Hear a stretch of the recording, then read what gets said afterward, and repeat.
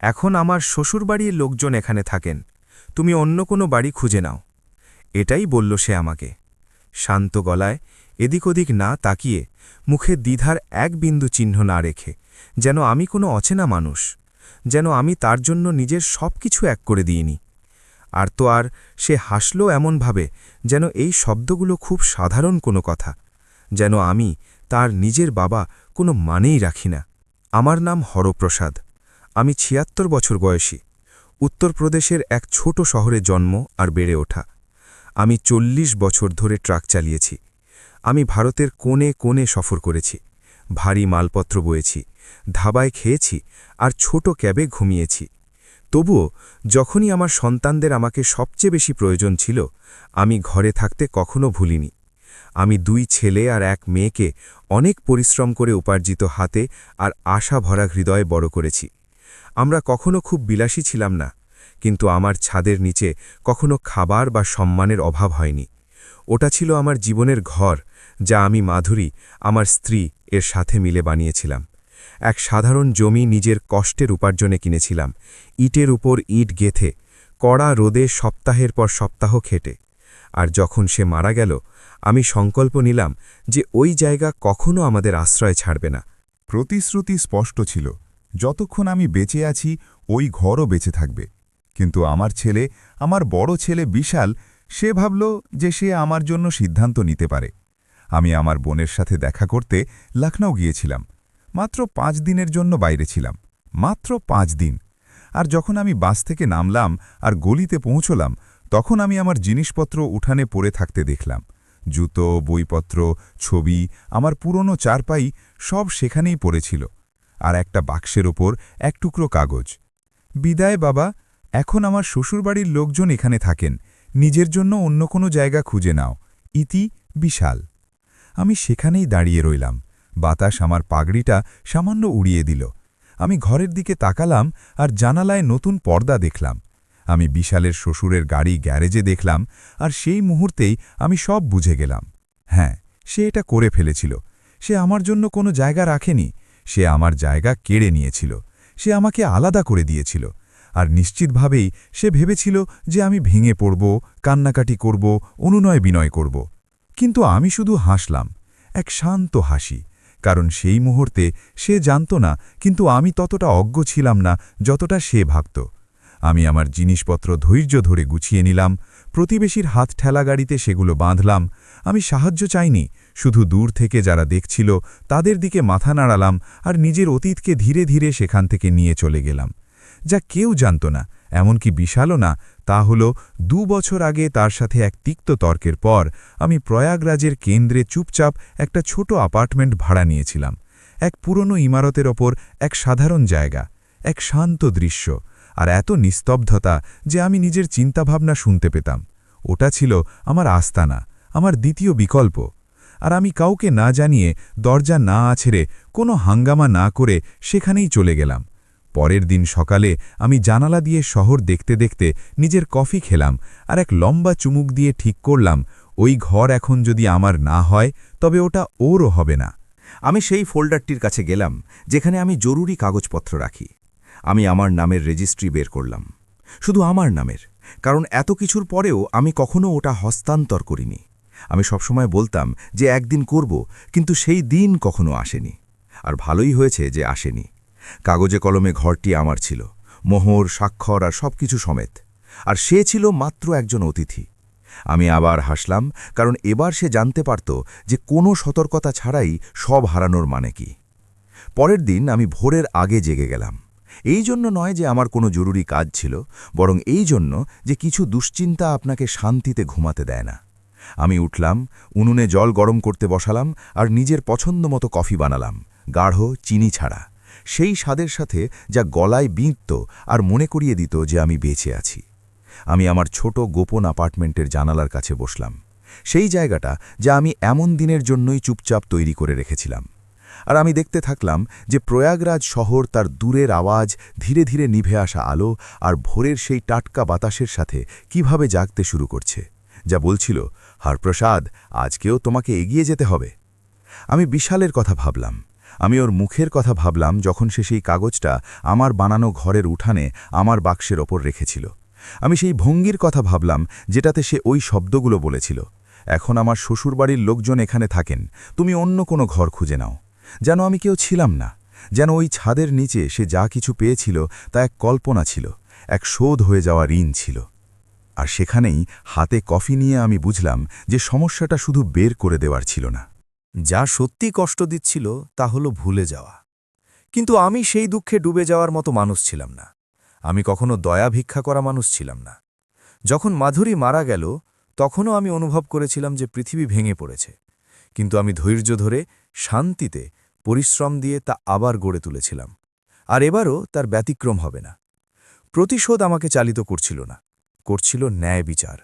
আর আমার মতো মানুষের ন্যায় বিচার করার জন্য চিৎকার করার প্রয়োজন পড়ে না।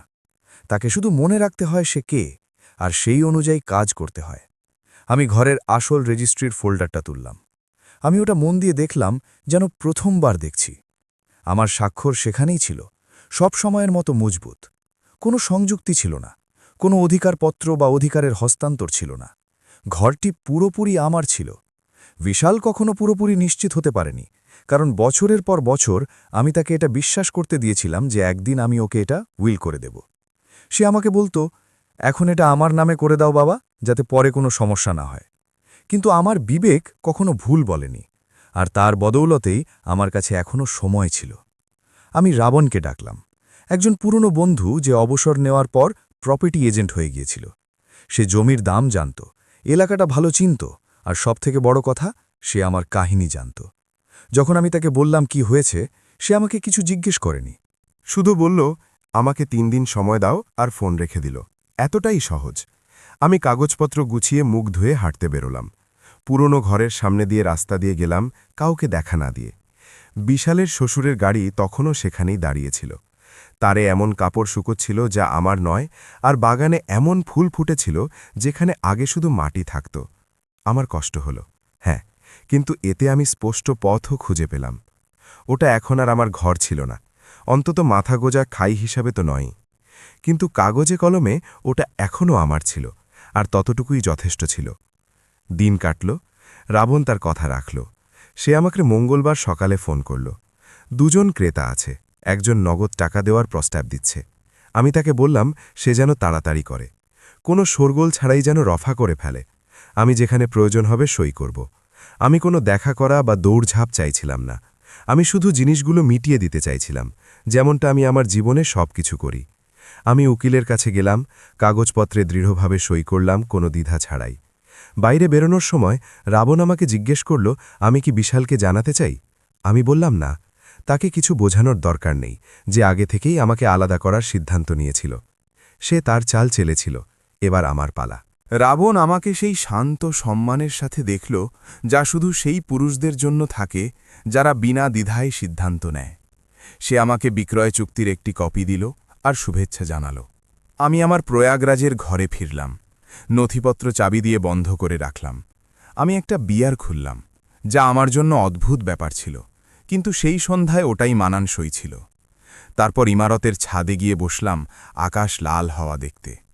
আমি মাধুরীর কথা ভাবলাম যে সেই যদি এখানে থাকত তবে আমাকে কিভাবে দেখত, কোনো রাগ ছাড়া, সেই কোমলতা আর দৃঢ়তার মিশ্রণের সাথে যা তার মধ্যে সবসময় ছিল। আর তারপর যেমন আমি তাকে শুনতে পেলাম, আমি নিজেকেই জবাব দিলাম, তুমি ভালো করেছ হরপ্রসাদ, তুমি ভেঙে পড়নি, তুমি কাকুতিমিনতি করনি, তুমি শুধু নিজের সম্মান বাঁচিয়েছ। পরের দিন বিশাল আমাকে ফোন করল। আমাকে বের করে দেওয়ার পর এটাই প্রথমবার ছিল। আমি জবাব দিইনি। পরে আমি 3টে মেসেজ পেলাম। বাবা, আপনি ঘর দেখেছেন? কি হচ্ছে? দয়া করে জবাব দিন। আমি কোনো কিছুর জবাব দিইনি। আমি আমার মোবাইল বন্ধ করে দিলাম। আমি আবার জানালার কাছে বসলাম, আর সেখানেই শহরে আবার আলোগুলো জ্বলতে শুরু করল। আমি বুঝলাম যে কখনো কখনো নীরবতা যে কোনো শব্দের চেয়ে বেশি প্রভাবশালী হয়। সেই রাতে আমি শান্তিতে ঘুমালাম। খুশি ছিলাম না, পুরোপুরি শান্তও ছিলাম না, কিন্তু দৃঢ় ছিলাম, কারণ আমি শুধু এক সম্পত্তির চেয়েও বেশি কিছু অর্জন করেছিলাম। আমি আমার জায়গা ফিরে পেয়েছিলাম, আর আমার জায়গা কোনো ঘরে নেই, ওটা সেই ব্যক্তির মর্যাদায় আছে যে নিজেকে হারতে দেয় না। পরের দিনগুলো একইভাবে কাটল। প্রয়াগরাজে বাজারের দিন ছিল। গরম রুটির সুগন্ধ, বাতাসে লঙ্কার গন্ধ আর তাজা পনির আমাকে মাধুরীর কথা মনে করিয়ে দিল, যে শনিবার সকালে ফুল কিনত। আমি গিলবার্ট কাকার ঠেলার কাছ দিয়ে গেলাম। একজন ভদ্রলোক, যিনি সবসময় কাঁচা লঙ্কা আর লেবু বিক্রি করতেন। তিনি আমাকে চিনতে পারলেন। টুপি খুলে বললেন, অনেক দিন দেখা হয়নি হরপ্রসাদ বাবু, পরিবার কেমন আছে? আমি শুধু মুচকি হেসে জবাব দিলাম, চলছে। কারণ সব কথা বলার প্রয়োজন হয় না। সেই মুহূর্তে আমি কিছু একটা বুঝলাম। পৃথিবী ঘুরতে থাকে, এমনকি নিজের পরিবারের থেকে পাওয়া নিরাশার পরেও। এটা যন্ত্রণাদায়ক হয়, কিন্তু এটা মুক্তও করে। কারণ যখন কেউ বোঝে যে তার আর কাউকে খুশি করার বা নিজেকে সঠিক প্রমাণ করার দরকার নেই, তখন ভেতরটা সোজা হয়ে যায়। আমি ঘরে ফিরে মোবাইল চালু করলাম।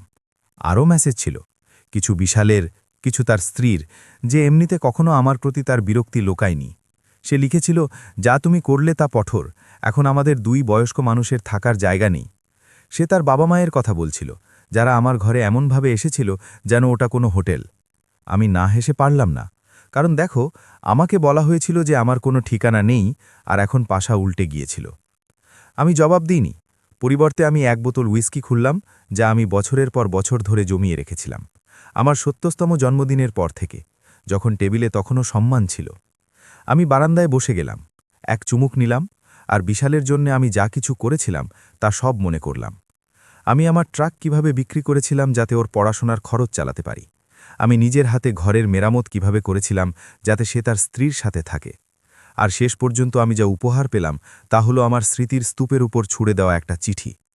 এমন মুহূর্তে মানুষ বোঝে, পিতার ভালোবাসা কৃতজ্ঞতার গ্যারান্টি দেয় না, আর পরিবার কখনো কখনো শুধু কাগজে লেখা একটা শিরোনাম হয়। পরের দিন আমি পুরনো ঘরের সামনের রাস্তা দিয়ে গেলাম। ওটা খালি ছিল, কোনো আলো জ্বলছিল না, কোনো পর্দা ছিল না, প্রবেশদ্বারে কোনো গাড়ি ছিল না, শুধু নিস্তব্ধতা। ওরা আগেই জেনে গিয়েছিল, ওদের জানা হয়ে গিয়েছিল, আর আমার কোনো আনন্দ হলো না, কিন্তু আমি ন্যায়বিচার অনুভব করলাম। কারণ ভেতর থেকে আমি কখনো প্রতিশোধ চাইনি। আমি যা চেয়েছিলাম তা হলো এটা দেখানো যে আমি এখনো বেঁচে আছি, আমার এখনো একটা নাম আছে, আমি এখনো করতে পারি। মঙ্গলবার বিশাল আমার ঘরের দোরগোড়ায় হাজির হল। দারোয়ান আমাকে ডাকল, আপনার ছেলে নিচে আছে, ওকে কি ওপরে আসতে দেব? আমি লম্বা শ্বাস নিলাম, হ্যাঁ বললাম, কারণ সম্পর্ক ভাঙা এক কথা, আর পালিয়ে যাওয়া সম্পূর্ণ আলাদা। আর আমি কখনো পালিয়ে যাইনি। যখন দরজা খুলল, সে এমন এক চেহারা নিয়ে ভেতরে এলো যা আমি অনেক দিন দেখিনি। সে এখন আর অহংকারী বা উদ্ধত ছিল না, ওটা ছিল এমন এক শিশুর মুখ যে পড়ে গিয়েছে। সে মেঝের দিকে তাকালো, তারপর আমার দিকে, আর বলল, বাবা, দয়া করে, এরকমটা হওয়া উচিত ছিল না। আমি চুপ রইলাম। সে আরও বলল, আমি জানি আমার ভুল হয়েছে, কিন্তু না জানিয়ে ঘর এভাবে বিক্রি করে দেওয়াটা খুব কঠিন ছিল।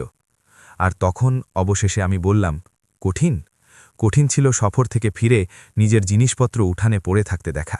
কঠিন ছিল সেই চিঠিটা পড়া। কঠিন ছিল এটা জানা যে আমার জায়গা তোমার স্ত্রীর বাবা মাকে দিয়ে দেওয়া হয়েছিল, যেন আমি কোনো পুরনো আসবাবপত্র। এটা কঠিন ছিল বিশাল। আর তুমি আমার কাছে ক্ষমা চাওনি, তুমি হেসেছিলে। সে কিছু বলার চেষ্টা করল, কিন্তু আমি হাত তুলে তাকে থামিয়ে দিলাম। আমি লড়াই করতে বা তোমাকে ছোট করতে আসিনি, সেটা তোমরা দুজনে আগেই করে ফেলেছ। আমি এখানে এসেছি কারণ তোমার কিছু শোনার দরকার আছে। তুমি শুধু একটা ঘর হারাওনি, তুমি সেই বাবার সম্মান হারিয়েছ যে তোমাকে সব কিছু দিয়েছিল। সে মাথা নিচু করে সোফায় বসে পড়ল, আর তারপর ধরা গলায় বলল, আমি ভেবেছিলাম ঘরটা আমারই ছিল, যে আপনি ওটা আমাকে দিয়ে দিয়েছেন। আর তুমি এমনটা কেন ভাবলে? আমি জিজ্ঞেস করলাম, তুমি কেন এটা চাইলে? কারণ এটা বেশি সহজ ছিল? কারণ তোমাকে বলা হয়েছিল যে এক বৃদ্ধ মানুষের আর ছাদের দরকার নেই? সে চুপ রইল। দেখাটা 20 মিনিট স্থায়ী হলো। সে আমাকে আবার ভাবার জন্য বলল। সে বলল যে তার আফসোস হচ্ছে, শ্বশুরবাড়ির লোক এখন তাদের শ্যালিকার সাথে থাকছে, তার স্ত্রী রেগে আছে, তার এখন আর জানা নেই কি করবে। আমি শুধু তাকে বললাম, যা হওয়ার হয়ে গিয়েছে, এবার তোমাকে নিজের হাতে কিছু বানানো শিখতে হবে, যেমনটা আমি করেছিলাম। আর যখন তুমি এটা করে ফেলবে, হয়তো তুমি সেই জিনিসের মূল্য বুঝবে যা তুমি ছুঁড়ে ফেলেছিলে। সে মাথা নিচু করে চলে গেল, কোনো জবাব ছাড়া, কোনো আলিঙ্গন ছাড়া। সেই রাতে আমি শান্তিতে ঘুমালাম। খুশি ছিলাম না, পুরোপুরি শান্ত ছিলাম না, কিন্তু হ্যাঁ, মজবুত ছিলাম। কারণ আমি কিছু ধ্বংস করিনি, শুধু নিজের যা ছিল তা ফিরে পেয়েছিলাম। আর ভেতর থেকে ওটাই ছিল আমার সত্যিকারের স্বাধীনতার দিকে প্রথম পদক্ষেপ। 1 সপ্তাহ কেটে গেল। বিশালের খবর এলো, কোনো মেসেজ নেই, কোনো কল নেই, এমনকি আমার দরজায় কোনো আওয়াজও নেই। যেন সে এভাবেই এসেছিল, কিন্তু আমি জানতাম যে সে ভেতর ভেতরে অস্থির ছিল। সে এমনই সবকিছু নিয়ন্ত্রণ করার অভ্যস্ত, হুকুম চালানোর, দুনিয়ার মালিক হওয়ার অভিনয় করার। যখন পায়ের তলা থেকে মাটি সরে যায় তখন সে চুপ হয়ে যায়, বিনম্রতা থেকে নয়, বরং আহত অহংকার থেকে। আমি অন্যদিকে শান্ত ছিলাম। খুশি ছিলাম না, উৎসব পালন করছিলাম না, শুধু শান্ত ছিলাম। আমি আমার চাল চেলেছিলাম, আমি তা ফিরিয়ে নিয়েছিলাম যা আমার ছিল। আমি আমার ছেলেকে আর হয়তো নিজেকেও দেখিয়ে দিয়েছিলাম যে আমি এখনও গুরুত্ব রাখি, আমার নিজের জীবনের ওপর এখনও আমার অধিকার আছে। আমি আমার শেষ বছরগুলো সেই ঘরের এক কোণে বসে কাটাবো না যা আমি বানিয়েছিলাম, নিজের চারপাশে পায়ের আওয়াজ শুনে যেন আমি এক বোঝা। সেই শুক্রবার আমি সেই মিষ্টির দোকানে গেলাম যেখানে আমি মাধুরীর সাথে জিলিপি আর বালুশাই কিনতাম। কাউন্টারে বসা মেয়েটি, যে 15 বছর বয়স থেকে আমাকে হরপ্রসাদ বলে ডাকত, আমাকে একটা তাজা মিষ্টি মাগনা দিল। শুনলাম আপনার পরিবারে কিছু বদল হয়েছে, সে বলল, বেশি কিছু জিজ্ঞাসা না করেই। আমি মাথা নাড়ালাম আর হাসলাম। হ্যাঁ, কখনো কখনো জীবনে নতুন রাস্তা পাওয়া যায়। আমি জিজ্ঞেস করিনি সে কিভাবে জানল। প্রয়াগরাজের মতো শহরে খবর পায়ের চেয়েও দ্রুত চলে। আমি শুধু মাথা নাড়লাম, মিষ্টি নিলাম আর তাকে ধন্যবাদ দিলাম। বাইরে বেরোনোর সময় আমি হীরালালকে দেখলাম, যে আমার রাজমিস্ত্রির দিনগুলোর এক পুরনো বন্ধু। সে আমার পিঠ চাপড়ে অভিবাদন জানাল। আজকাল তুমি সোজা হয়ে হাঁটছ বৃদ্ধ, সে আধো হাসি দিয়ে বলল। কি করলে, গদি বদলেছ নাকি নিজের জীবন? আমি হাসলাম, হয়তো দুটোই, আমি জবাব দিলাম। এটা অদ্ভুত ছিল, প্রায় অবাস্তব, কিভাবে নিজের ঘর হারিয়ে আমি নিজের শিরদাঁড়া ফিরে পেয়েছিলাম। আর শুধু শারীরিকভাবে নয়, আমার মানে সেই শিরদাঁড়া যা স্মৃতি, সিদ্ধান্ত আর মর্যাদা দিয়ে তৈরি।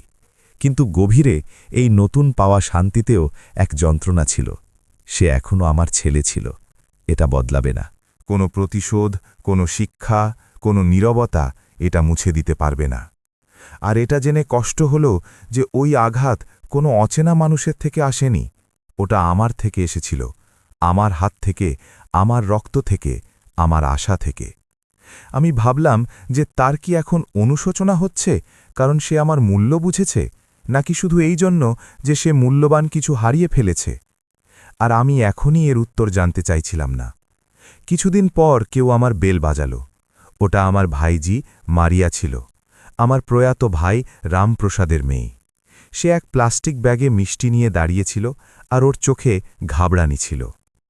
আমি কি ভেতরে আসতে পারি, সে জিজ্ঞেস করল। অবশ্যই, আমি বললাম, একপাশে সরে নাড়িয়ে। সে বসল, মিষ্টিগুলো টেবিলে রাখল আর ইতস্তত করল।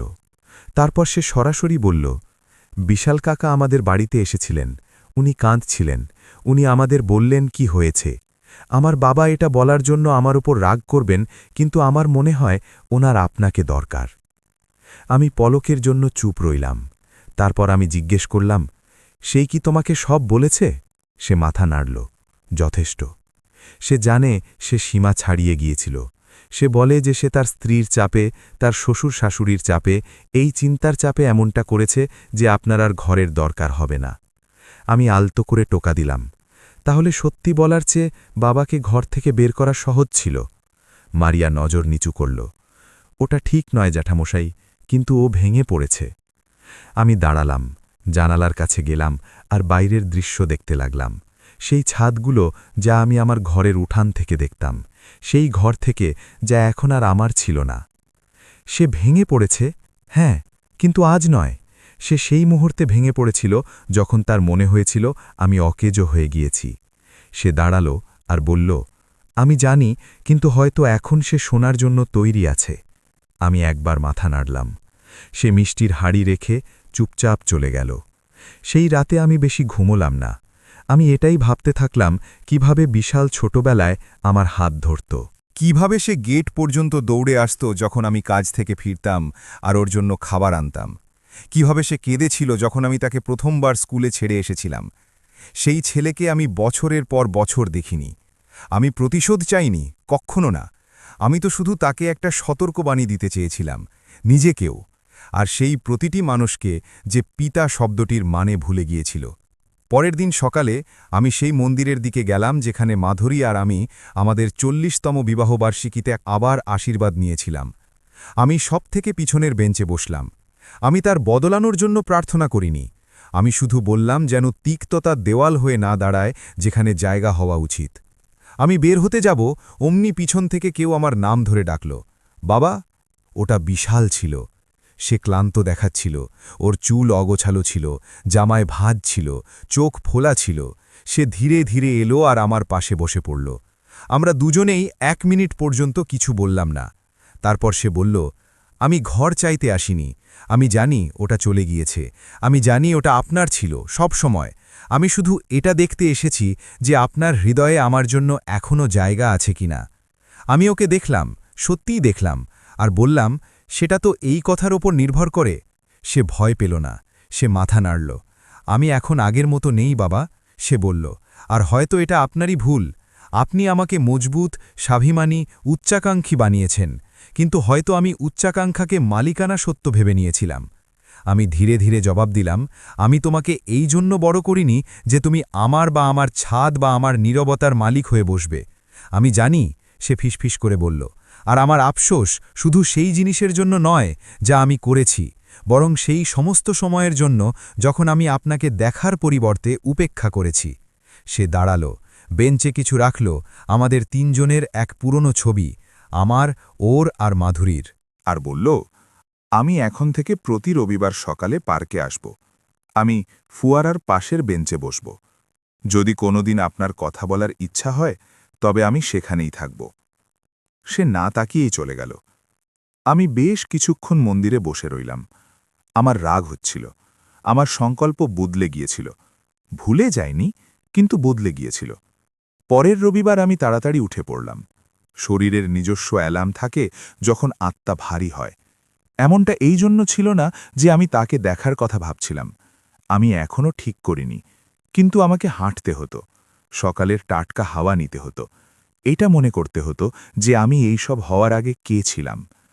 আমি নিজের কফি কড়া আর তেতো বানালাম, যেমনটা আমি পছন্দ করতাম, আর নিজের লুকানো অ্যাপার্টমেন্টের ছোট বারান্দায় বসে গেলাম।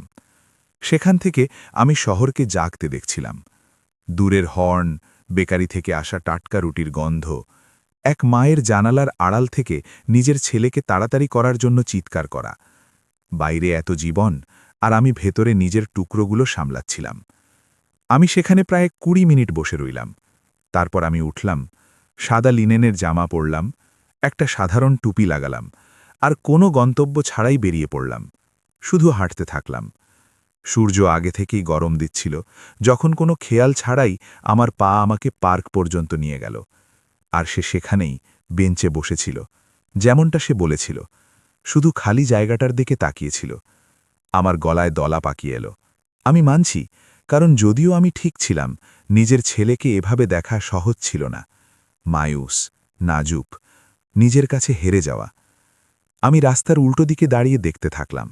সে নিজের আঙুল মাড়াচ্ছিল, যেন ঘাবড়ে আছে। সে চারপাশ দেখত, তারপর মাটিতে। সে কখনো কখনো চোখ বন্ধ করত, যেন কোনো শব্দ ছাড়াই প্রার্থনা করছে।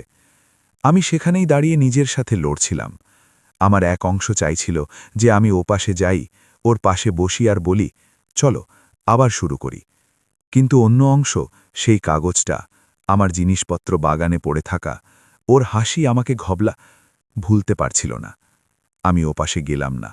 আমি ঘুরলাম, আর ধীরে ধীরে নিজের ঘরের দিকে ফিরে গেলাম। আর আমার কোনো আফসোস হলো না, কারণ কখনো কখনো নীরবতা জরুরি হয়।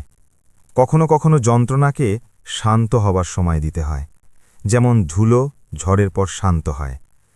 সোমবার আমি মাধুরীর কবরে গেলাম। আমি নতুন ফুল নিয়ে গেলাম, আর মার্বেলটা সেই কাপড় দিয়ে পরিষ্কার করলাম যা আমি সবসময় নিজের পকেটে রাখি। আমি ওর পাশে বসলাম আর ওর সাথে কথা বললাম, যেমনটা আমি প্রায়ই করি। আমি ওকে সব বললাম, সেই নোট থেকে শুরু করে মন্দিরে সেই মুহূর্ত পর্যন্ত, পার্কের বেঞ্চ পর্যন্ত। আর আমি চড়া গলায় জিজ্ঞেস করলাম, মাধুরী, আমি কি বেশি কঠোর হচ্ছি? কিন্তু বাতাস শুধু গাছের পাতা নাড়িয়ে দিয়ে গেল, কোনো জবাব ছিল না। কিন্তু আমি এক ছোট শান্তি অনুভব করলাম, এক স্বস্তি, যা আমার জন্য যথেষ্ট ছিল। যেন সে বলছে, নিজের পথে চলতে থাকো। আর আমি সেটাই করলাম। আমি আমার জীবন চালিয়ে গেলাম। আমি বাজারে গেলাম, আমি মোড়ে নিজের খবরের কাগজ পড়লাম, আমি পুরনো বন্ধুদের সাথে পাবলোর দোকানে কথা বললাম, শহর নিজের গতিতে চলছিল, কিন্তু আমার মধ্যে কিছু বদলে গিয়েছিল, আর আমি জানতাম যে বিশালের মধ্যেও। 2 সপ্তাহ কেটে গেল, আর এক শনিবার সকালে আমি আমার অ্যাপার্টমেন্টের দরজায় এক ঠিকানাহীন খাম পেলাম। ভেতরে বিশালের ছোটবেলার একটা পুরনো ছবি ছিল, তার ওপর লেখা ছিল, পৃথিবীর সবথেকে ভালো বাবার জন্য। আমার মনে পড়ল, এটা বছরের পর বছর আমার ঘরের দেওয়ালে লাগানো ছিল। সে আমাদের দুজনকে একটা ঘুড়ির সাথে এঁকেছিল, আমি টুপিতে আর সে আমার হাত ধরে। এটা ছেলে মানুষই, মাসুম, কিন্তু এটা আমাকে সেখানে ছুঁয়ে গেল যেখানে আমার মনে হয়েছিল যে এখন আর ব্যথা হয় না। আমি সেই কাগজটা হাতি নিয়ে চেয়ারে বসে পড়লাম আর কাঁদলাম। না তো রাগে, না দয়ায়, আমি সেই শিশুর স্মৃতিতে কাঁদলাম, যে শিশু আমার ছেলে কোনো এক সময় ছিল। সেই সময়ের জন্য যখন সে আমাকে গর্বের সাথে দেখত, যখন আমার উপস্থিতি তাকে সুরক্ষিত অনুভব করানোর জন্য যথেষ্ট ছিল। সেই শিশুটি কবে হারিয়ে গেল? নিজের রাস্তার কোন মোড়ে সে এমন মানুষ হয়ে গেল যে আমাকে আমার ঘর থেকে বের করে দিল?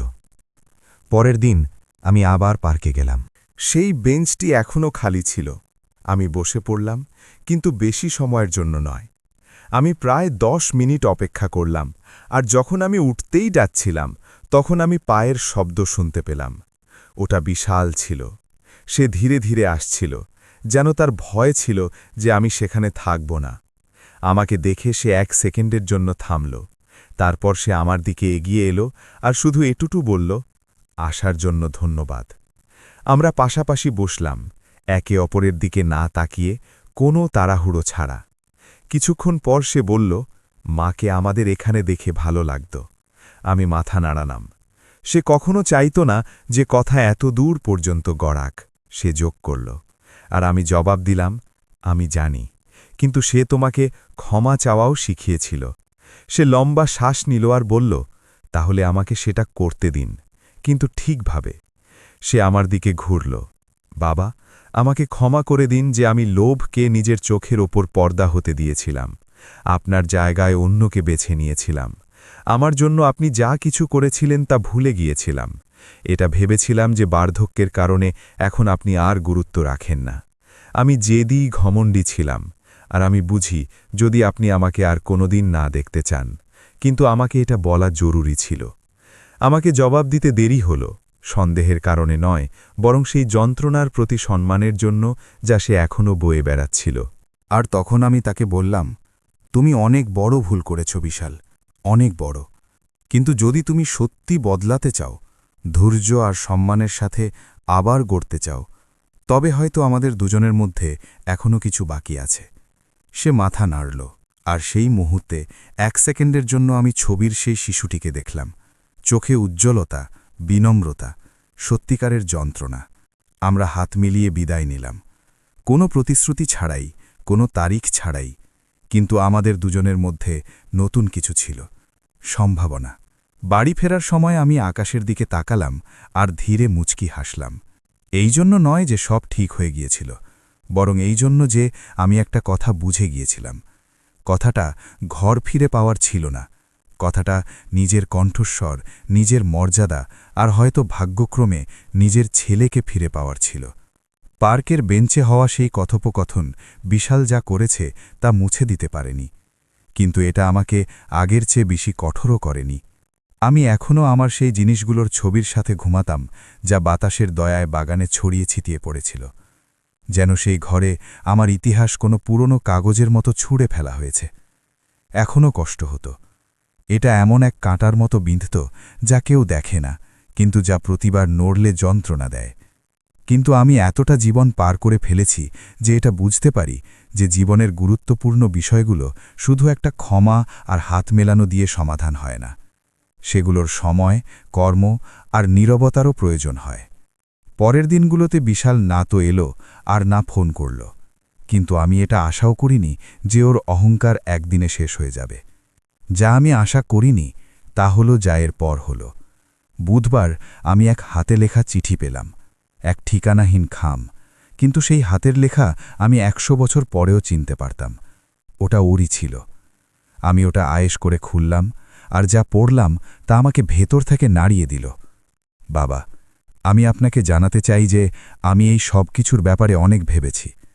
শুধু আমি যা করেছি তার ব্যাপারে নয়। বরং আপনি আমার জীবনে কি মানে রাখতেন?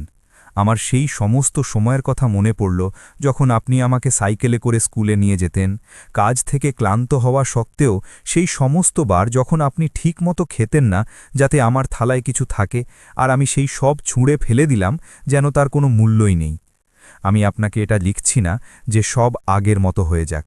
আমি শুধু চাই যে আপনি জানুন যে আমি ভালো মানুষ হওয়ার চেষ্টা করছি, আর যদিও আমি এর যোগ্য নই, আমি আপনার সামান্য বিশ্বাসও ফিরে পেতে চাই।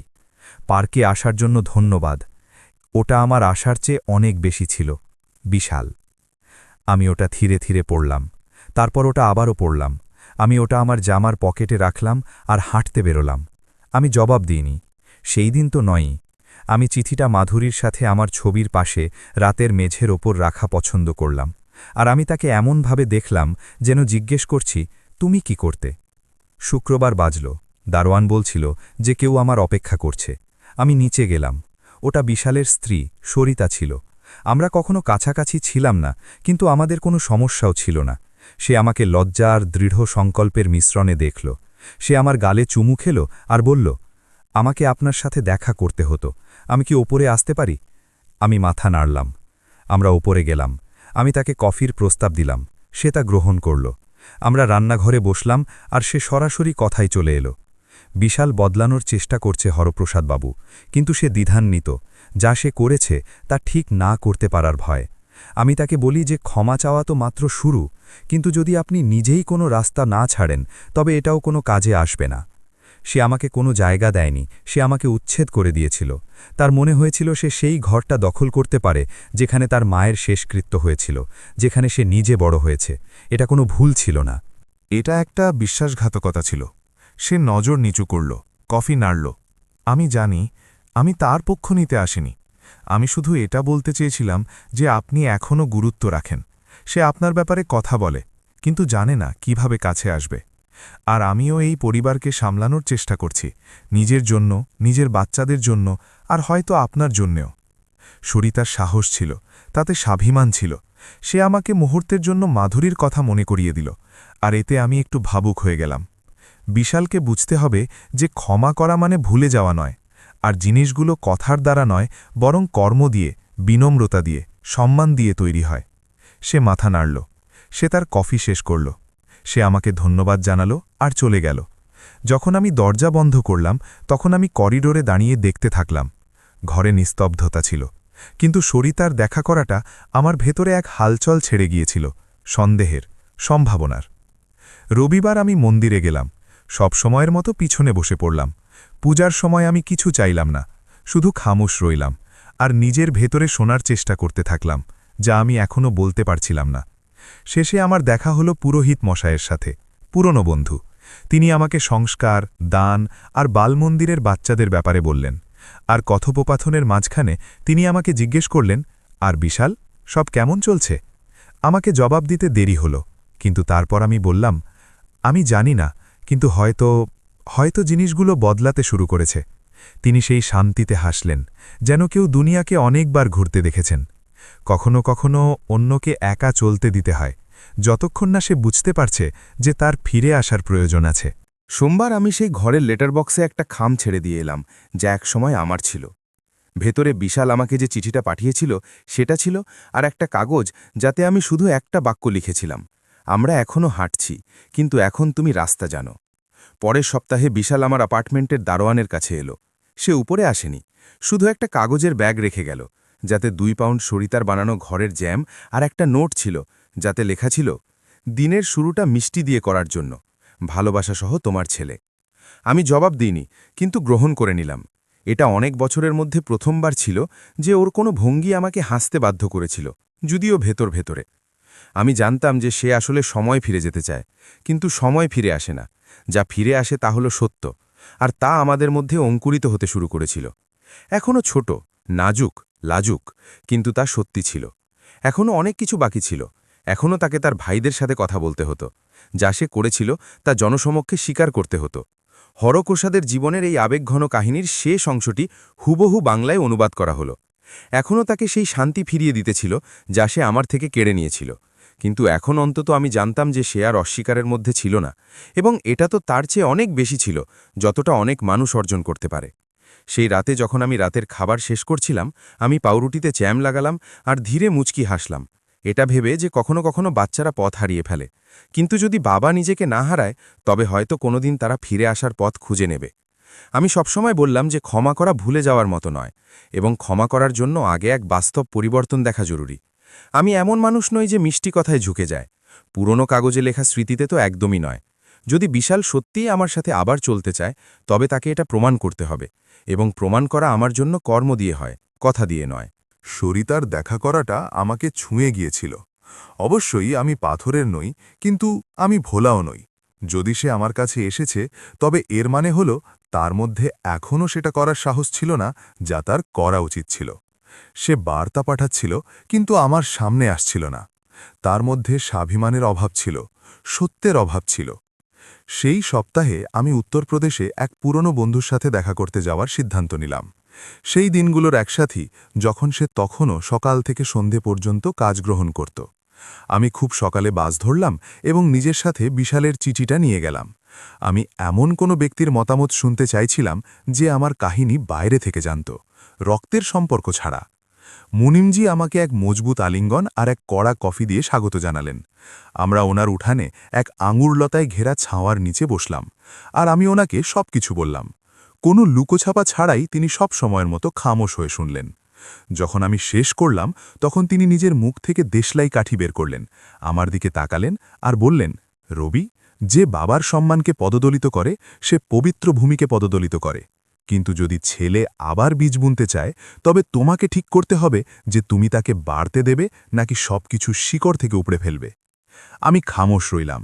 সেই বাক্যটি দিনভর আমার মাথায় ঘুরতে থাকল। ভেতর থেকে আমি জানতাম যে বিশালে কিছু বদলে গিয়েছিল, ছোট হ্যাঁ, কিন্তু বদলে গিয়েছিল। তবুও তাকে নিজের সত্যের মুখোমুখি হতে হতো, তাকে পরিবারের চোখে তাকিয়ে নিজের কাপুরুষতাকে স্বীকার করতে হতো। আমি শুক্রবার রাতে ঘরে ফিরলাম। নিজের অ্যাপার্টমেন্টে পৌঁছতে আমি দরজার নিচে আর একটি খাম পেলাম। এইবার ভেতরে আমাদের এক পুরনো ছবি ছিল। আমি তাকে কোলে নিয়েছিলাম, তার বয়স তখন প্রায় ৩ বছর ছিল। আমরা সেই ঘরের সামনে ছিলাম যা আমি নিজে বানিয়েছিলাম, আমার নিজের হাতে। ছবির পেছনে লেখা ছিল, আমি সব কিছু ভেঙে ফেলেছি বাবা, কিন্তু আমি আপনার থেকেই শিখেছি যে হাতে করা কাজ পরিশ্রম দিয়ে আবার বানানো যেতে পারে। আমি বসার ঘরের চেয়ারে বসলাম আর সেই ছবির দিকে তাকিয়ে রইলাম। ইট, সিমেন্ট আর ঘামের দিনগুলো মনে করা অসম্ভব ছিল না। সেই রবিবারগুলো যখন আমি দেওয়াল শেষ করার জন্য আরাম করতাম না আর মাধুরী আমাকে টিনের কাপে ঠান্ডা শরবত খাওয়াতে আসত। আমি সেই ঘর শুধু সামগ্রী দিয়ে নয়, বরং নিজের উপস্থিতি আর নিজের বলিদান দিয়ে বানিয়েছিলাম। এটা দেখে যে তার এই কথাটির উপলব্ধি ছিল, এটা ভালো ছিল, কিন্তু তবুও পর্যাপ্ত ছিল না। শনিবার সন্ধ্যায় আমি এক ফোন পেলাম। এটা আমার ছোট ছেলে রাহুল ছিল। বাবা, বিশালকাল সবাইকে দুপুরের খাবারে ডেকেছে, বলছে যে সে সবার সাথে কথা বলতে চায়। ক্লারাও জোর দিচ্ছে। আপনি কি যাবেন? আমার কিছু সেকেন্ড লাগল। আমি যাব। রবিবার আমি আমার সাদা জামা আর গাঢ় রঙের প্যান্ট পরলাম আর একটু সুগন্ধি লাগালাম। এটা অহংকারের জন্য নয়, বরং নিজের আত্মসম্মানের জন্য ছিল। আমি সেই ঘর পর্যন্ত গেলাম যেখানে সব কিছু হয়েছিল, যেখানে আমাকে বের করে দেওয়া হয়েছিল, যেখানে আমার জিনিসপত্র আবর্জনার মতো ঘাসে ফেলে দেওয়া হয়েছিল। যখন আমি পৌঁছলাম, দরজা খোলা ছিল। ক্লারা ফটকে এলো আর এক হালকা হাসির সাথে আমাকে স্বাগত জানালো। সে কিছু না বলে আমাকে জড়িয়ে ধরল। আমি ভেতরে গেলাম। মেজ উঠানে লাগানো ছিল, এক সাধারণ কিন্তু ভালোবেসে তৈরি করা দুপুরের খাবার। বিশাল ঘাবড়েছিল। এটা দেখা যাচ্ছিল যে সে কিভাবে গ্লাস ঠিক করছিল আর আমার থেকে নজর সরাচ্ছিল। সেখানে রাহুল, তার স্ত্রী, আমার 2 মেয়ে আর এমনকি এক নাতিও ছিল যে শুধু এটা দেখার জন্য লখনৌ থেকে এসেছিল যে কি হচ্ছে। যখন সবাই বসল, বিশাল দাঁড়ালো, ঢোক গিলল আর শুরু করল, বাবা, আমি আপনাদের সবাইকে এখানে এই জন্য ডেকেছি কারণ আমাকে কিছু জোর দিয়ে বলতে হবে, কারণ আমি যা করেছি তা শুধু আপনার বিরুদ্ধে ছিল না, তা আমাদের পুরো ইতিহাসের বিরুদ্ধে ছিল, যা এই ঘর ফুটিয়ে তোলে। সন্নাটা ছেয়েছিল, বাতাস ভারী ছিল। আমি মিথ্যে বললাম, আমি আমার উপর বিশ্বাসের সুযোগ নিলাম, আর যখন আমি যা চাইছিলাম তা পেয়ে গেলাম, তখন আমি আপনাকে এক বোঝার মতো বাইরে বের করে দিলাম। একজন অচেনা মানুষের সাথেও এমন করা হয় না। আর আপনি তো একদমই নন। সে লম্বা শ্বাস নিল, তার গলা কাঁপছিল। আমার প্রতিদিন লজ্জা হয়, কিন্তু আজ আমি আপনাদের সবার সামনে আছি আপনার কাছে সত্যিই ক্ষমা চাওয়ার জন্য। আর শুধু তাই নয়, আমি ঘরের কাগজপত্র আবার আপনার নামে করে দিয়েছি। এই রইল দস্তাবেজ। সে একটা খাম বের করল আর ওটা আমার সামনে মেজের ওপর রেখে দিল। আমার এখন আর সম্পত্তি চাই না, আমার শুধু আপনার উপস্থিতি চাই। আমি যা নষ্ট করেছি তা আবার বানানোর চেষ্টা করতে চাই। আমি কিছু বললাম না, আমি খামটা নিলাম আর ওটা খুললাম। এটা দস্তাবেজ ছিল, আমার নামে সবকিছু ঠিকঠাক ছিল, স্বাক্ষরিত, মোহর লাগানো, প্রমাণিত। এটা নাটক ছিল না, এটা আইনি কাজ ছিল। আমার বলতে সময় লাগল, তারপর আমি উপরে তাকালাম আর ওকে দেখলাম। চোখে কোনো অহংকার বা বানানো লজ্জা ছিল না, যা ছিল তা সত্যি ছিল, আর তাকে নকল বানানো যেতে পারে না। তুমি যা করেছ তা নোংরা ছিল, নিষ্ঠুর ছিল, কিন্তু আজ বছরের মধ্যে প্রথমবার আমি তোমাকে একজন মানুষ হিসেবে দেখছি। আর একজন মানুষের বিচার শুধু তার ভুল দিয়ে নয়, বরং ভুলের পরে সে কি করে তা দিয়ে করা হয়।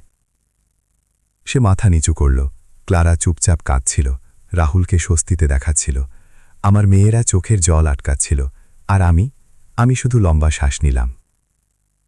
আমি এই ঘরে আবার থাকব না, এটা এখন আর আমার ঘর নয়, কিন্তু তুমি আমাকে শান্তি ফিরিয়ে দিয়েছ, আর এটা যে কোনো ছাদের চেয়ে বেশি মূল্যবান। আমরা চুপ রইলাম, এক নিস্তব্ধতা যা সেই কথায় ভরা ছিল যা শব্দে ধরা যায় না। তারপর বিশাল কাছে এলো আর অনেক বছর পর প্রথমবার আমাকে জড়িয়ে ধরল। এটা কোনো প্রতিশ্রুতির আলিঙ্গন ছিল না, বরং এক ছেলের ছিল যে বুঝতে পারছে সে প্রায় কি হারিয়ে ফেলেছিল। সেই দিন কোনো উপন্যাসের মতো মিটমাট হয়নি, কোনো চিরস্থায়ী সুখ মেলেনি। সম্মান ছিল, সত্য ছিল, আর আমার জন্য ওটাই যথেষ্ট ছিল। উঠানে সেই দুপুরের খাবারের পর আমি অনেক সপ্তাহ পর্যন্ত বিশালকে আর দেখিনি। সে আমাকে ঘরের কাগজ ফিরিয়ে দিয়েছিল, হ্যাঁ, আর সে পুরো পরিবারের সামনে এক দৃঢ় শব্দ আর দৃশ্যমান অনুতপ্ত মানুষের মতো দাঁড়িয়েছিল। কিন্তু একটা কাজই সেই সব কিছু মুছে দিতে পারে না যা করা হয়েছে। বিশ্বাস একবার ভেঙে গেলে এক ভঙ্গিতেই আবার তৈরি হয় না। এটা ইটের পর ইট গেঁথে দিনের পর দিন বানানো হয়, যেমন আমি নির্মাণস্থলে দেওয়াল বানাতাম। এটা নিশ্চিত করে যে প্রতিটা ব্লক ভালো করে রাখা হয়েছে, ভিত্তি মজবুত আছে, যাতে ওজন আবার তা ফেলে না দেয় যা বজায় রাখতে এত পরিশ্রম লেগেছে। আমি আমার দিনচর্যায় লেগে রইলাম। চকে নিজের বন্ধুদের সাথে কফি খেতে ফিরে যেতাম, শনিবার বাজারে যেতাম, আর নিজের লুকানো অ্যাপার্টমেন্টের বারান্দায় গাছের যত্ন নিতাম। আমি কাউকে বললাম না যে আমি কোথায় থাকতাম, ভয়ের কারণে নয়, বরং নিজের পছন্দের কারণে। সেই জায়গাটা আমার আশ্রয় ছিল। আমার নিস্তব্ধতা শুধু মাধুরীকে জানত, আর সে যে সবসময় শান্ত ও বুদ্ধির মহিলা ছিল, আমার জায়গার সম্মান করত, যেমন কেউ এক বেদির সম্মান করে। রবিবার ক্লারা আমাকে ছোট বার্তা পাঠাত, সুপ্রভাত হরপ্রসাদ, শুধু এটা জানানোর জন্য যে আমরা আপনাকে মনে করছি। কখনো কখনো বিশালও চেষ্টা করত, বাবা, আমি কি কোনোদিন আপনার সাথে কথা বলতে আসতে পারি? আমি বার্তা পড়তাম, লম্বা শ্বাস নিতাম, আর তাদের জবাব ছাড়াই ছেড়ে দিতাম। এমনটা ছিল না যে আমি ক্ষমা করতে চাইতাম না, বরং আমাকে এখনও এটা বুঝতে ছিল যে সেই ক্ষমার কী দাম হবে। কারণ কেউ খুব তাড়াতাড়ি ক্ষমা করে ভুল করতে পারে, আর এক বাবা নিজের কাঁধে শুধু ক্ষমা নয়, বরং এক উদাহরণও নিয়ে চলে। এক সন্ধ্যায় বাজার থেকে ফেরার সময় আমি কিছু অদ্ভুত দেখলাম। পুরনো হাভেলির সামনে দাঁড়িয়ে গেলাম। একটা ছোট ট্রাক মেজ চেয়ার নামাচ্ছিল। বিশাল আর তার স্ত্রী, যারা আগে বিশালের শ্বশুরবাড়ির লোক ছিল, অর্থাৎ বিশালের নিজের পরিবারের মতো কাজ করছিল, গ্যারেজে জিনিসপত্র জমাচ্ছিল। তারপর রাহুল কিছু ব্যাগের সাথে এলো।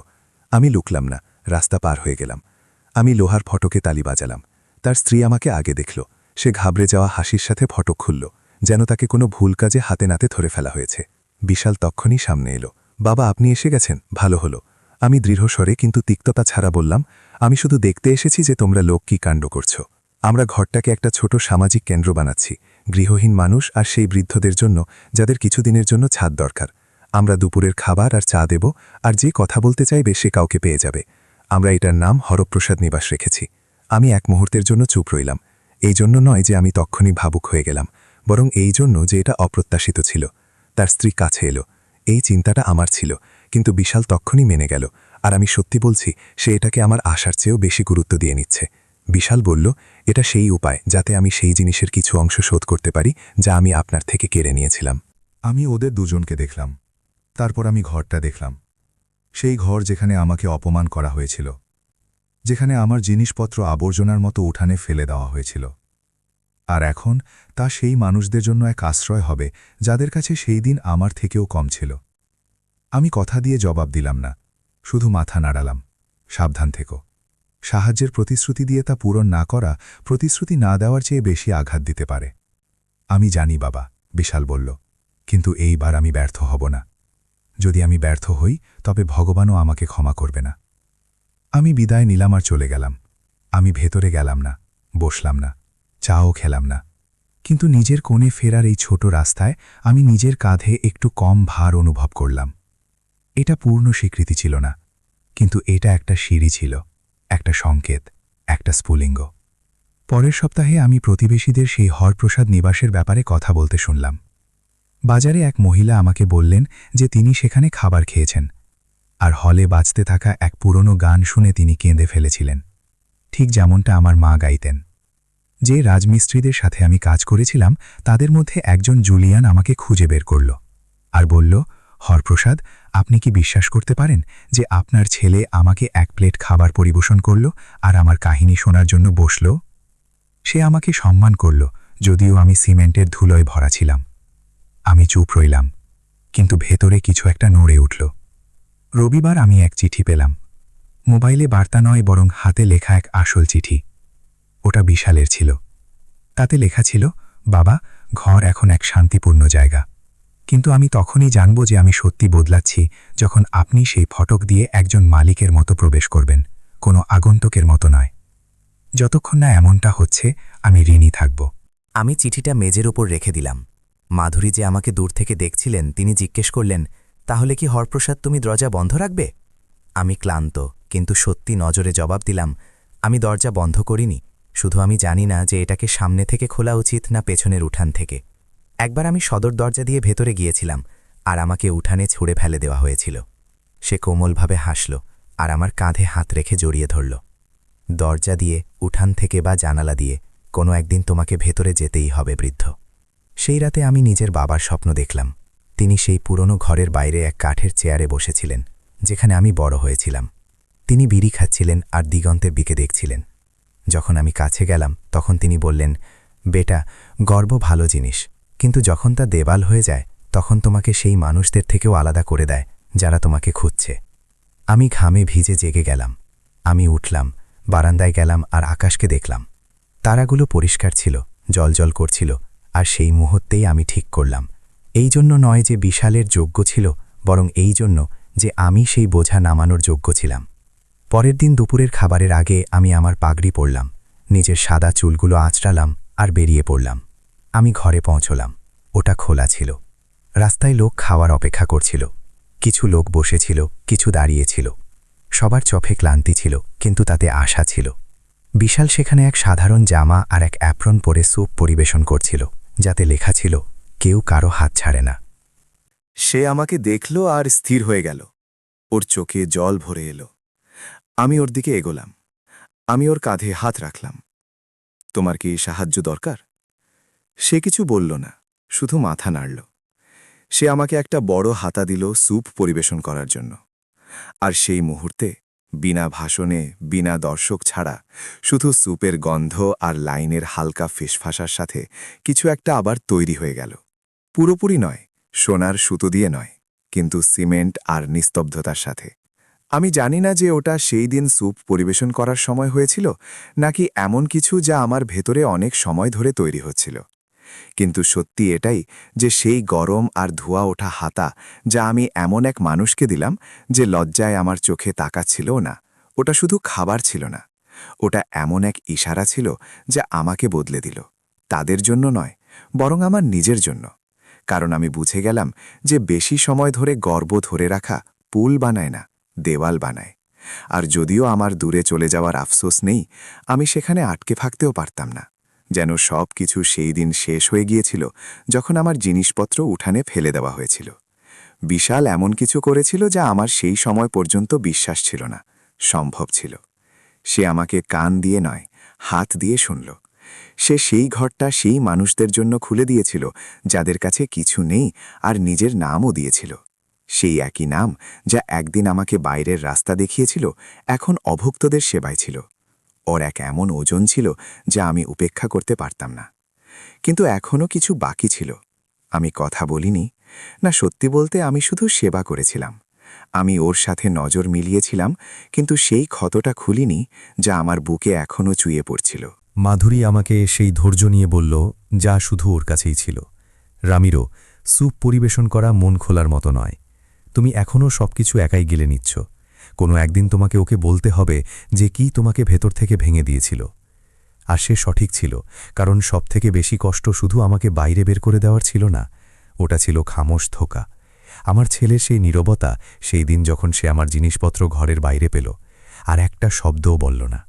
সেই নীরবতা একটা চিৎকার ছিল, এক চিৎকার যা এখনও আমার আত্মার দেওয়ালে প্রতিধ্বনিত হচ্ছিল। এক সন্ধ্যায় আমি ওকে ডাকলাম। আমি ওকে সেই পুরনো পার্কে দেখা করতে বললাম, যেখানে বড় বড় গাছ ছিল। আমি দেওয়াল, ঘর বা লোকে ভরা মেজ চাইতাম না। আমি শুধু খোলা আকাশ আর শক্ত জমি চাইতাম। সে সময়ে পৌঁছাল। সে এক সাধারণ জামা পরেছিল, আর ওর চোখ নিচু হয়েছিল। আমরা এক কাঠের বেঞ্চে বসলাম। কিছুক্ষণ কেউ কথা বলল না। বাতাস শুকনো পাতাগুলোকে নাড়াচ্ছিল, আর দূরে বাচ্চারা খেলছিল। অবশেষে আমি নীরবতা ভাঙলাম। তোমার মনে আছে যখন তুমি ছোট ছিলে আর আমরা প্রতি রবিবার এখানে আসতাম? তুমি আমার কাছে দোলনা দোলানোর জন্য বলতে, যতক্ষণ না তোমার পায়ে হাসিতে ব্যথা হতো। সে মাথা নাড়ল, সে কষ্টে হাসল। সেই বাচ্চা। আমি তাকে নিজের কাঁধে তুলেছিলাম। আমি তাকে ঘড়ি দেখা শিখিয়েছিলাম। আমি তাকে স্কুলের প্রথম দিন জুতো পরিয়েছিলাম। আমি তাকে কাজে নিয়ে গিয়েছিলাম যাতে সে দেখে রুটি কিভাবে কামাতে হয়। আমি তাকে আমার সামর্থ্যের মধ্যে থাকা কোনো জিনিস দিতে অস্বীকার করিনি, না সময় থেকে, না ভালোবাসা থেকে, না চেষ্টা থেকে। আমি লম্বা শ্বাস নিলাম, কারণ যা বলতে ছিল তা সহজ ছিল না। তাই যেদিন আমি আমার জিনিসপত্র উঠানে দেখলাম, আমার শুধু এটা মনে হলো না যে তুমি আমাকে ঘর থেকে বের করে দিয়েছ। আমার মনে হলো যে তুমি আমার চামড়া টেনে ছাড়িয়ে নিয়েছ। বিশাল মাথা নিচু করে নিল। ও দাঁত দিয়ে ঠোঁট কামড়ে ধরল। সে কাঁদছিল, কিন্তু ভপানো ছাড়া। এমন চোখের জল যা আওয়াজ করে না, কিন্তু বেশি কষ্ট দেয়।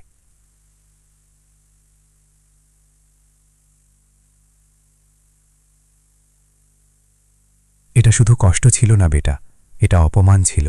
আর তা তোমার বাচ্চাদের সামনে, তোমার শ্বশুরবাড়ির লোকের সামনে ছিল। যেন আমি একটা সমস্যা ছিলাম, একটা বাধা ছিলাম। যেন আমি যা কিছু বানিয়েছিলাম তার এখন কোনো দামই ছিল না। সে কথা বলার চেষ্টা করল, কিন্তু আমি হাত তুললাম। আমি এখনও শেষ করিনি। আমি ভুল ক্ষমা করতে পারি, কিন্তু আমি মিথ্যের সাথে থাকতে পারি না। যেদিন তুমি আমাকে বের করলে, তুমি বললে যে এটা জায়গার অভাবের কারণে। আর পরে আমি জানতে পারলাম যে তুমি সব ব্যবস্থা করেছিলে যাতে বিশালের শ্বশুরবাড়ির লোক থাকতে আসতে পারে। এটা হঠাৎ ছিল না, এটা পরিকল্পিত ছিল। আর ওটা বেটা, ওটা একটা ছোড়া ছিল।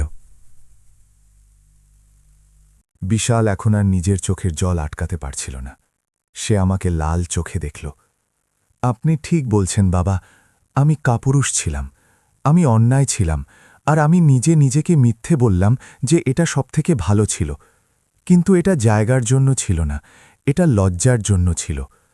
আমাকে আপনাকে ওখানে নিজের পুরনো অভ্যেস, নিজের লম্বা নীরবতা, নিজের সাধারণ রীতিনীতির সাথে রাখতে আমার লজ্জা হতো। আমি অভিনয় করতে চেয়েছিলাম। আমি চেয়েছিলাম যে অন্যেরা একটা আধুনিক, সফল, পরিষ্কার পরিচ্ছন্ন পরিবার দেখুক। আর আমার মনে হলো যে আপনি ফিট হচ্ছেন না। আমি চুপ রইলাম, কারণ এই সত্যটা শোনা একটা দ্বিতীয় চড় খাওয়ার মতো ছিল। কিন্তু এটা ঠিক হওয়ার একমাত্র উপায়ও ছিল। আর এখন আমি কিছুও দিয়ে দিতাম যদি আমি সেই রান্নাঘরে আপনার সাথে আবার কফি খেতে পারতাম। সকাল 6টায় আপনাকে খবরের ওপর মন্তব্য করতে শুনতে পারতাম। এটা দেখতে পারতাম যে আপনি কিভাবে নাতি নাতনিদের দেখাশোনা করেন যখন আপনি নিজের যৌবনের সেই কাহিনী শোনান। আমি দীর্ঘশ্বাস ফেললাম। বাতাস বইতে থাকল। একটা শুকনো পাতা আমার জুতোর ওপর পড়ল। আমি সেই ঘরে ফিরে যেতে চাই না, গর্বের কারণে নয়, বরং এই জন্যে যে ওটা এখন মন থেকে আমার নয়। কিন্তু এর মানে এই নয় যে আমি কাছে থাকতে পারি না। সে আমাকে আশাবাদী নজরে দেখল। তাহলে আপনি আমার সাথে দেখা করতে আসবেন? তুমি, তোমার বাচ্চারা, বিশালের শ্বশুরবাড়ির লোক সবাই আমার অ্যাপার্টমেন্টে আসবে। আমরা একসাথে খাবার খাব, কিন্তু আমার মেঝে, আমার নিয়মের সাথে। আর সেখানে আমরা সেই জিনিসটাকে আমার বানাবো যা ভেঙে গিয়েছিল, কিন্তু ধীরে ধীরে, কোনো তাড়াহুড়ো ছাড়া। বিশাল মাথা নাড়ল। সে আমাকে শক্ত করে জড়িয়ে ধরল, হতাশা থেকে নয় বরং সম্মানের সাথে, যেন কেউ জানে যে সে কোনো পবিত্র জিনিসকে স্পর্শ করছে। সেই দিন থেকে তারা রবিবার আসতে লাগল, প্রথমে সংকোচের সাথে, পরে বেশি স্বাচ্ছন্দ্যে। নাতি নাতনিরা মেঝেতে বসত আর আমার কাহিনী শুনত, যেন সেগুলো জাদুকরি গল্প। বিশালের শ্বশুরবাড়ির লোক মিষ্টি আনত, বিশাল বাসন ধুত। মাধুরী রান্নাঘর থেকে গর্বিত মায়ের চোখে সব কিছু দেখত। আর এইভাবে নতুন হাসি আর পুরনো স্মৃতির মাঝে আমি অনুভব করতে লাগলাম যে আমার জায়গা কোনো ঘর ছিল না, না কোনো উত্তরাধিকার, না ছবিওয়ালা কোনো কামরা। আমার জায়গা ছিল সেই বন্ধন, যা যদিও কিছু সময়ের জন্যে ভেঙে গিয়েছিল, আমরা আবার বুনতে শিখে নিয়েছিলাম। সেরকম নয়, কিন্তু সত্যি।